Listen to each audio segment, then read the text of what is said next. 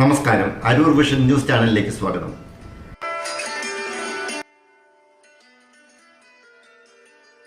അരൂർ ഗ്രാമപഞ്ചായത്തിന്റെ ആഭിമുഖ്യത്തിൽ ഭിന്നശേഷിക്കാർക്ക് വേണ്ടി മെഡിക്കൽ ക്യാമ്പ് നടത്തി.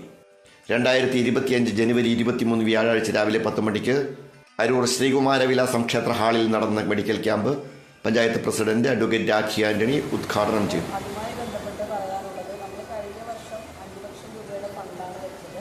അപ്പോൾ ചെവിയുടെ കേൾവിക്കുറവുള്ളവരുടെ ഹിയറിംഗ് എയ്ഡ് അങ്ങനെ മുതലായവ എല്ലാം തന്നെ ആവശ്യമായ നമ്മുടെ ഗുണഭോക്താക്കളിൽ നിന്ന് കണ്ടെത്തി 5 ലക്ഷം രൂപയുടെ ഫണ്ടിനുള്ള പ്രോജക്റ്റുകൾ വെച്ചുകൊണ്ട് അതെല്ലാം കൃത്യമായി നടപ്പിലാക്കുന്നതിന് നമ്മുടെ പുതിയ സൂപ്പർവൈസർ വളരെ കൃത്യമായി തന്നെ അങ്ങനെയുള്ള കാര്യങ്ങൾ ചെയ്യുന്ന ഒരാൾ കൂടിയാണ്.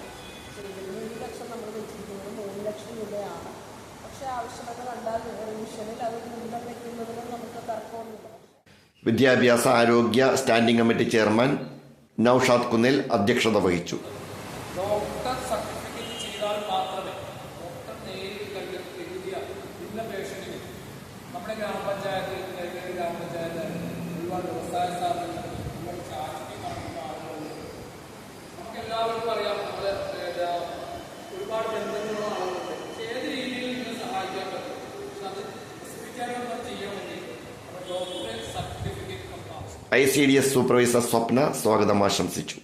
തൈക്കാട്ടുശ്ശേരി പൊതുജനാരോഗ്യ കേന്ദ്രത്തിലെ അസ്ഥിരോഗ വിദഗ്ധൻ ഡോക്ടർ ടോം ജേക്കബ്, വികലാംഗ കോർപ്പറേഷനിലെ ഉദ്യോഗസ്ഥനായ ഗോകുൽ എന്നിവർ ക്യാമ്പിന് നേതൃത്വം കൊടുത്തു.